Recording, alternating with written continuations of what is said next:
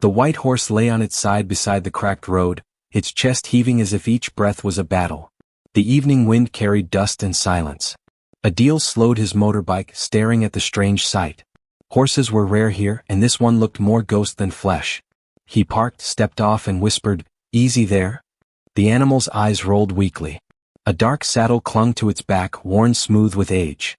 Something fluttered against the leather, a folded piece of paper tied with twine. Adil knelt beside the horse, his hands trembling a little. "Who left you here?" he murmured, brushing sand off the saddle. The horse gave a soft, broken sound that felt almost human. He touched the note. His name was written across it, Adil. The letters were shaky, blurred by sweat or tears. His throat tightened. No one on this road knew his name. He hadn't been here in years, not since he'd left the nearby village after his father's death. He untied the twine and unfolded the paper. The first line made his breath stop. "If you find her, please forgive me." He read it again, his fingers pressing into the paper. Beneath that, in smaller writing, "Do not move her until sunset. She carries something you must see. S." He looked around. The road stretched empty toward the hills. "S," he whispered. Only one person came to mind, Sana. A name he hadn't spoken in 10 years. The horse stirred, nudging the ground with its hoof. Adil poured water from his bottle onto his palm and held it near the horse's mouth. The animal licked it slowly, then turned its head toward the distant horizon as if pointing somewhere. He frowned, following its gaze. The dying light glinted off something metallic, a small key lying half buried in the sand. He picked it up, brushing away the dirt. It was tied with the same kind of twine as the note, and scratched faintly into the metal were 3 letters, SKK. Adil looked at the horse again. "What is this?" he said softly. The animal blinked once, long and slow, as if it understood. He slipped the key into his pocket, but the air around him suddenly felt heavier. Somewhere far away, a car door slammed. Someone else was coming down the road. Adil's heartbeat quickened as the echo of the car door faded into the dry wind. He stood slowly, shielding his eyes from the lowering sun. A silver pickup crawled toward him, its tires stirring small clouds of dust. He turned back to the horse, whispering, "Stay calm, girl. Whoever it is, they're not stopping me from finding out what this is." The pickup came to a halt a few feet away. The driver's door opened and out stepped Horace, his cousin, the one person Adil had hoped never to see again. His shirt was spotless white, but his face carried the same old smirk that Adil remembered from years back, the kind that never reached his eyes. "Well," Horace said, adjusting his sunglasses, "you still attract strange things, don't you?" Adil didn't answer. He folded the note and slipped it into his pocket. Horace's eyes moved to the horse. "Poor creature. Looks about finished." "She's holding on," Adil said quietly. Horace tilted his head, studying him. "You shouldn't be here, Adil. This road doesn't belong to you anymore." Adil's gaze hardened. "It's a public road. I didn't realize I needed permission to help a dying animal." "That's not what I mean," Horace replied, stepping closer. "I got a call this morning. Someone said you'd come back asking about Sana. Funny thing, since she disappeared years ago." The name hit Adil like a stone. He kept his face still. "I'm not asking about anyone." "Sure," Horace said, circling the horse. "Then you won't mind if I take a quick look at that saddle?" Adil moved in front of him. "You'll mind your distance." The wind carried a sharp silence between them. Horace's smile thinned. "You still think you can protect her memory, don't you? You never learned when to let go." Adil stepped forward, his voice steady. "And you never learned when to stop lying." Horace looked at him for a long second, then shrugged, turning back toward his truck. "If you find anything that doesn't belong to you, remember, secrets buried too long tend to bite. Especially when they have my name on them." The truck roared to life and rolled away, leaving only dust and the low, rasping breath of the horse. Adil crouched beside her again, his hands shaking slightly. The key in his pocket felt heavier now, almost burning against his skin. He whispered, "What were you trying to show me, Sana?" The horse blinked weakly, then shifted her head toward the distant cluster of trees, the old orchard by the dried streambed. Adil followed her gaze and a chill crept up his spine. That orchard was where Sana's house once stood, before the fire. He stood up slowly, the paper crinkling in his pocket, and said, "All right, girl. I'm listening." The sky had turned a pale orange by the time Adil reached the edge of the orchard. The place looked older, lonelier than he remembered, twisted trunks, dry leaves crunching underfoot, and the faint smell of smoke that seemed to have soaked into the earth years ago. He hadn't been here since the night of the fire, the night Sanaa vanished without a trace. The horse's soft steps followed behind him, weak but steady. Adil kept a loose hold on her rope, speaking softly as they moved deeper among the trees. It's just you and me now. If she left me that note, she wanted me to come here. He found what was left of the house, half a wall, the frame of a window and blackened stones that once made up the kitchen hearth. Near it, a patch of soil looked freshly disturbed. Adil knelt, brushing the surface with his hand. The ground gave way too easily. Someone had dug here recently. He dug with his fingers until something solid scraped beneath the dirt, a small metal box rusted at the edges, tied with the same kind of twine that had held the note. His pulse quickened. He pulled it free and pried it open. Inside lay a folded photograph, a small silver ring and another note. The photo showed 3 people, Sanaa smiling in the middle, Haris on her right and Kiran, Adil's younger brother, on her left. Kiran's arm was around her shoulders.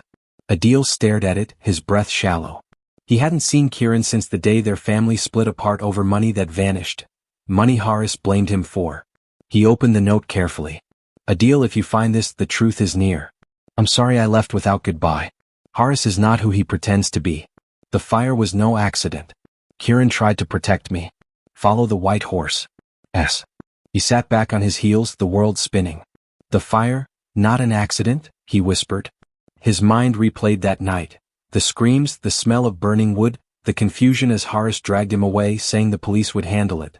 They never did. The horse nudged his shoulder suddenly, snorting, restless. Adil looked up and saw dust rising on the far side of the orchard, tire tracks cutting across the field toward the road. Someone had been here recently. Maybe Haris hadn't gone far at all. He folded the note, pocketed the ring and touched the horse's neck. If Sanaa wanted me to follow you, then that's what I'll do. The horse turned, her ears twitching toward the streambed, where the ground sloped down into a narrow path lined with stones. The fading sun glinted on something metallic far ahead, a water trough, half buried, beside an old shed that had no reason to still be standing. Adil tightened his grip on the rope. Let's see what you're hiding there, old girl.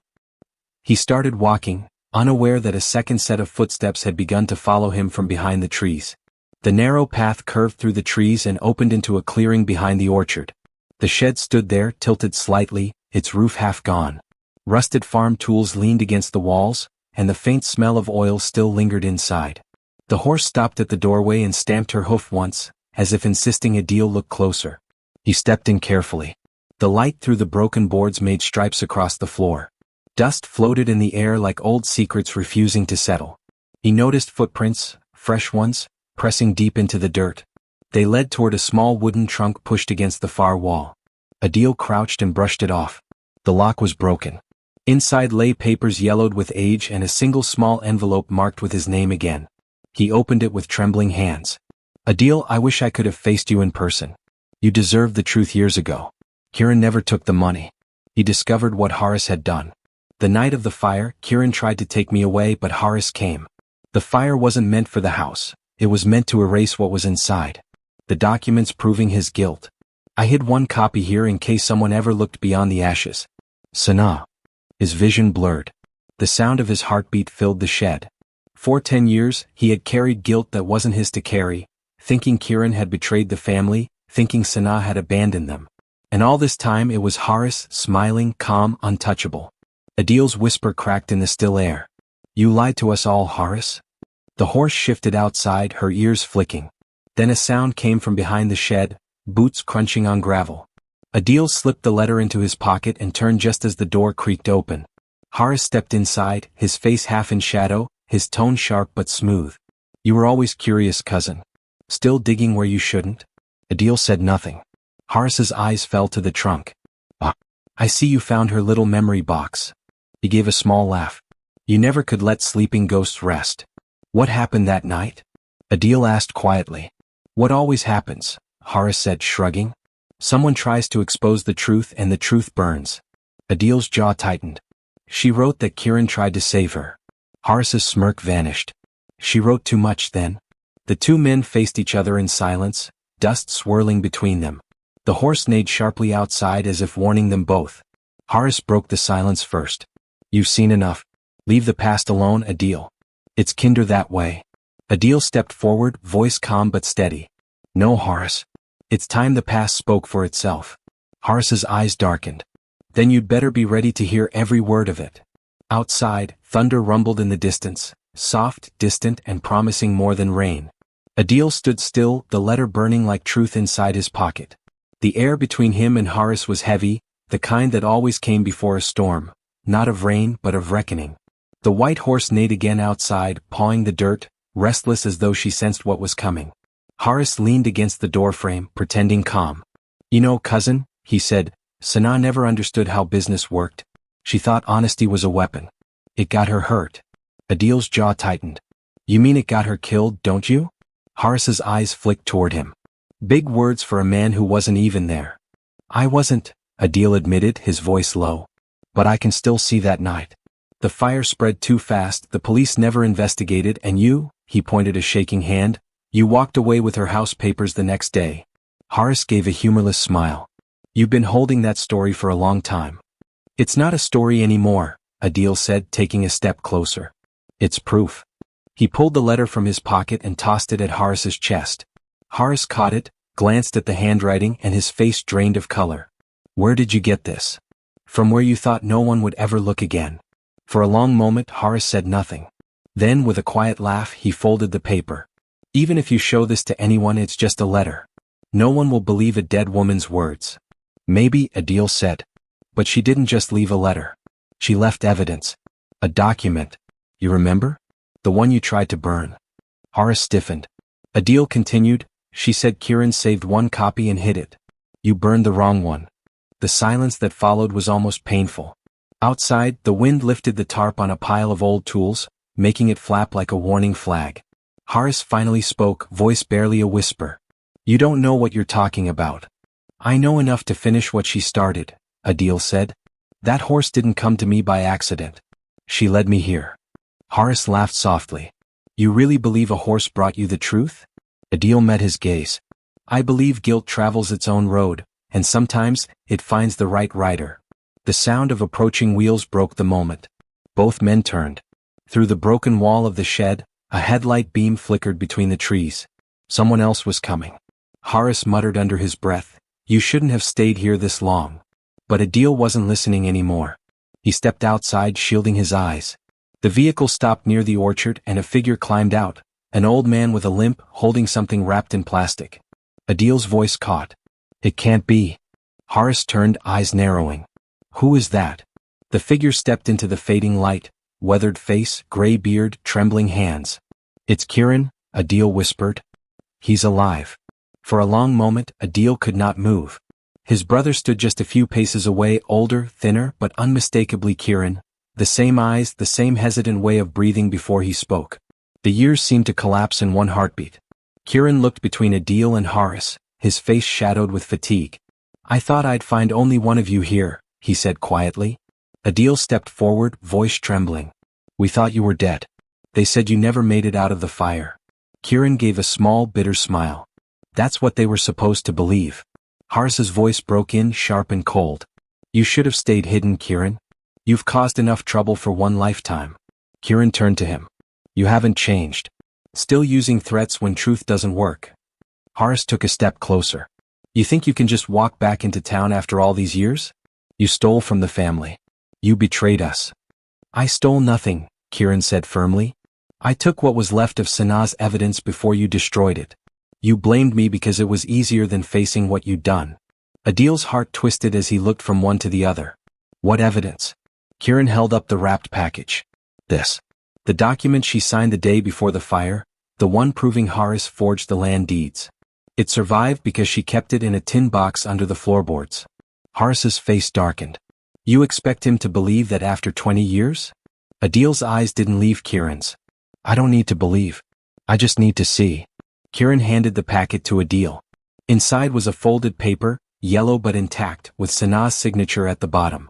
The words were clear. She had transferred her property back to the village trust, nullifying Horace's claim entirely. Adil stared at it. She wanted to save the land from being sold. Kieran nodded. She trusted Horace to help her file it. Instead, he forged her name and made her look guilty. When she found out, she confronted him. That same night, the house burned. The shed fell silent except for the horse's uneasy breathing outside. Adil turned slowly toward Horace. You blamed her. You blamed him. You blamed everyone but yourself. Horace's face was tight, his voice shaking with anger. You don't understand what I lost. I had debts, promises. You had choices, a deal cut in. And you burned them all.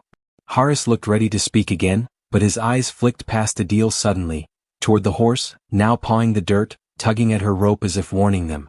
Adil frowned. What is it, girl? Then he saw it too, another car's headlights cresting the far ridge, coming fast down the dirt road. Kieran whispered, That's not the police. Adil's voice dropped. Then who sent them? Horace turned away, silent, guilt flickering across his face. Someone who doesn't like unfinished debts. The horse neighed sharply, the wind rising around them as if the past itself had found their trail again. The approaching headlights threw long, trembling shadows through the trees. The hum of the engine grew louder, closer. Adil's pulse matched its rhythm, steady, quick, unstoppable. He glanced at Kieran, who was clutching the tin box, and then at Horace, whose silence spoke of something darker than fear. Who did you call, Horace? Adil asked, his voice low. Horace didn't look at him. You wouldn't understand. Kieran stepped forward. Try us. Horace rubbed a hand across his face. After the fire, I owed people money. The same people Sanaa tried to warn me about. They kept her quiet once, and they'll do worse if they know what you found. So you brought them here? Adil said, incredulous. I didn't bring them, Horace snapped. They followed me. They've always followed. The car stopped near the orchard's edge. Two men stepped out, silhouettes framed in the beam of the headlights. Their movements were slow, deliberate, confident. The taller one called out, Mr. Horace. We didn't expect to see family reunion night. Where's the paper? Kieran tensed. Adil moved slightly in front of him, his hand instinctively resting against the horse's reins. What paper? Adil said, raising his voice just enough. The shorter man laughed. The one your friend there promised us as payment. Worth quite a lot. Horace turned away, ashamed. You don't want to do this, Adil. Hand it over and walk away. You mean give them what Sanaa died to protect? She died because I didn't, Horace said quietly. The taller man's tone sharpened. Enough talking. Bring it here. Adil's grip on the reins tightened. No one's giving you anything. For a moment, there was only the sound of wind through dry grass and the soft shuffle of the horse. Then the taller man took a step forward, pulling something metallic from his jacket. Kieran whispered, We can't fight them. Adil looked around quickly, then whispered back, We don't need to. Just distract them. He untied the horse's rope and gave a small, firm slap on her flank. Go, he whispered. The animal bolted, hooves striking sparks from the dry ground. Dust flew up in thick clouds, cutting off the headlights and throwing the clearing into chaos. The men shouted, stumbling backward. In that confusion, Adil grabbed Kieran's arm. Run. They darted through the orchard, branches scraping their faces, the letter clutched tight in Kieran's hand. Behind them, voices cursed, engines roared, but the horse's gallop thundered louder, leading the noise away. They didn't stop until they reached the ridge overlooking the town. Both brothers bent double, gasping for air. Adil looked at Kieran and gave a half laugh through his exhaustion. She saved us again. Kieran nodded. Just like she saved Sanaa once. Adil frowned. What do you mean? Kieran turned, eyes glistening. That horse, she carried Sanaa the night of the fire. The only reason Sanaa lived long enough to write those letters was her. Adil looked out over the dark hills, where the horse had vanished into the night. Then maybe she's not done saving us yet. Behind them, faint sirens began to echo from the town. Help or more trouble, neither man could tell. The brothers hid behind a line of fallen trees as the distant sirens grew louder. The air smelled of rain and iron, the kind that comes before a storm that cleans everything it touches. Adil wiped the dirt from his face and glanced down at the letter still clenched in Kieran's hand. Its edges fluttered in the wind like it was still trying to speak. We can't keep running, Adil said quietly. This ends tonight. Kieran nodded but kept his eyes on the road below. If those men reach the town first, they'll twist the story again. Horace will tell them we stole his land. Then we tell the truth before he does, Adil said. But we need proof. That document might not be enough. Kieran hesitated, then reached into his jacket and pulled out a small black flash drive. Sanaa's last recording is on this, he said. She gave it to me the night of the fire.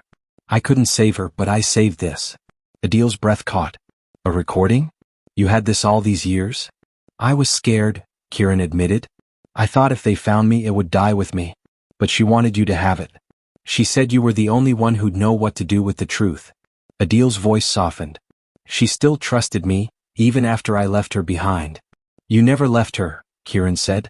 You just stopped believing you could save her. They sat in silence for a moment, the weight of those years pressing between them. Then Adil spoke firm again. The police station's 10 kilometers from here. We'll take the back road through the ravine. Fewer eyes. Before Kieran could answer, the white horse appeared on the ridge above them, her mane glowing in the moonlight. She was panting, exhausted but alive. She'd returned. Adil smiled faintly. She's leading us again.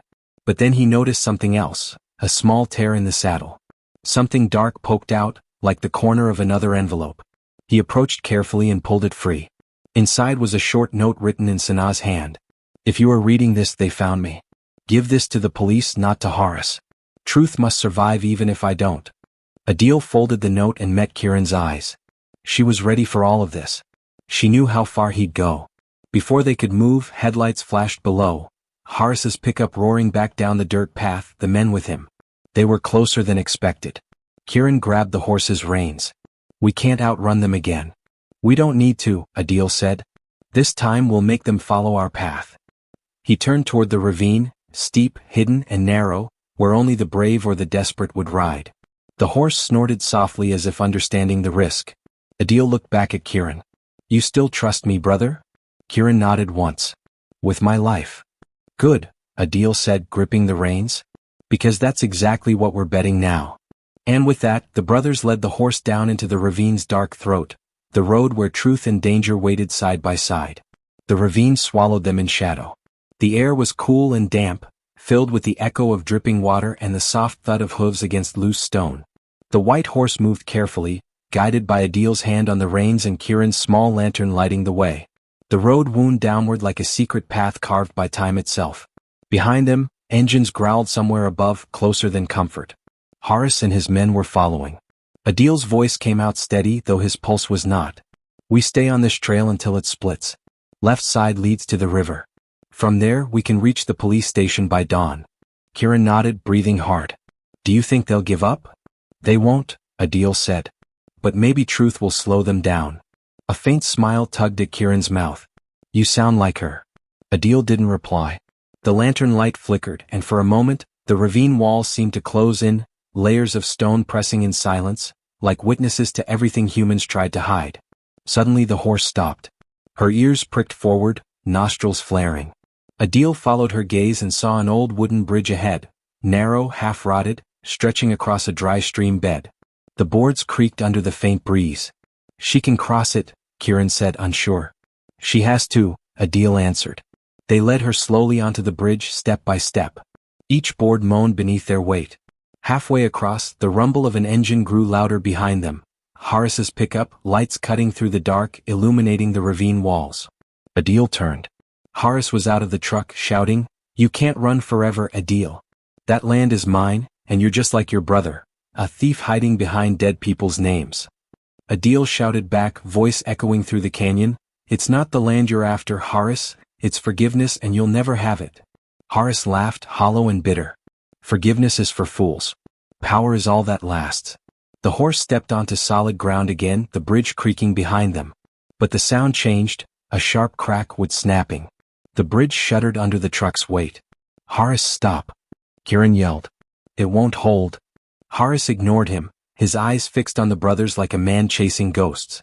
Adil pulled Kieran back, the horse stumbling beside them.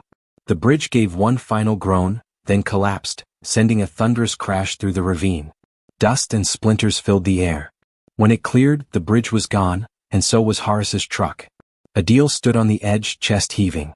Kieran stared into the gap, voice shaking. Do you think he? Adil cut him off softly. Let the earth decide.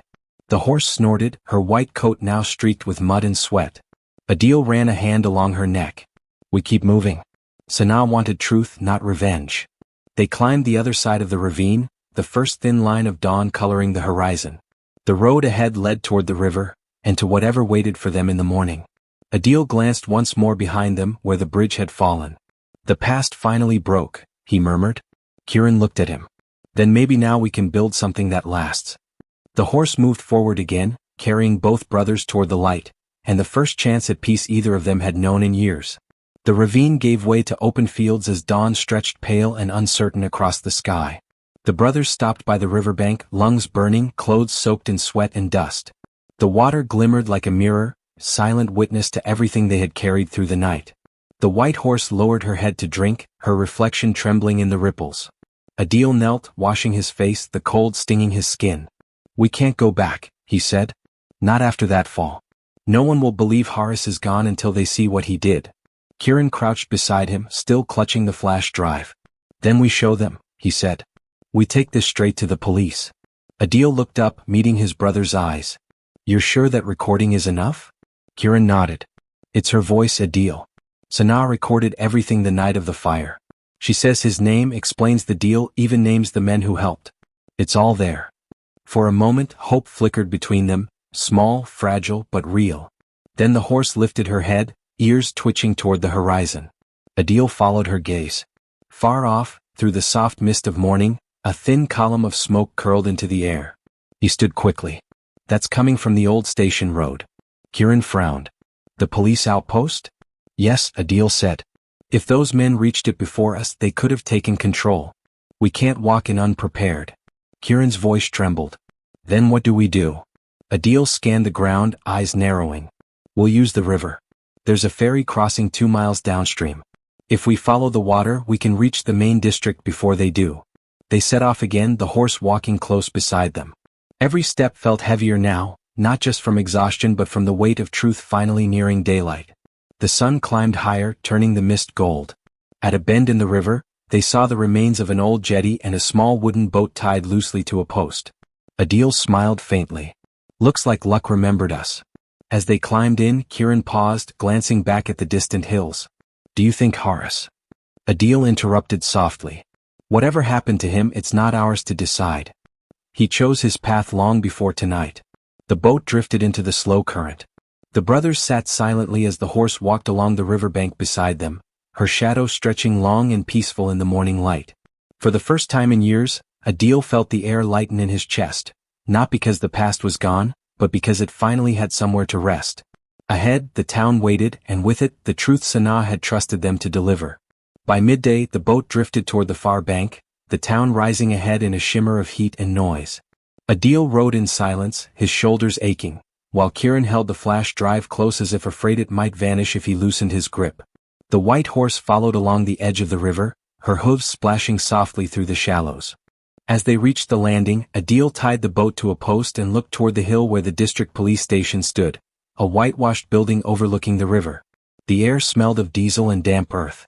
"Once we hand this over, it's out of our hands," Adil said. Kieran nodded. That's what Sanaa wanted. Truth, not vengeance. They started up the path, every step heavier than the last. The horse snorted, uneasy, and Adil paused to stroke her neck. "We'll come back for you, girl. You've done enough." She blinked slowly as if understanding and lowered her head to graze. Inside the station, the officer on duty looked up, frowning. "You're early," he said. "We heard there was trouble near the ravine, a vehicle found wrecked." Adil exchanged a look with Kieran. "There was. You'll want to listen to this before anyone else arrives." He set the flash drive on the desk. The officer plugged it in and the sound of Sanaa's voice filled the room, calm, tired, heartbreakingly familiar.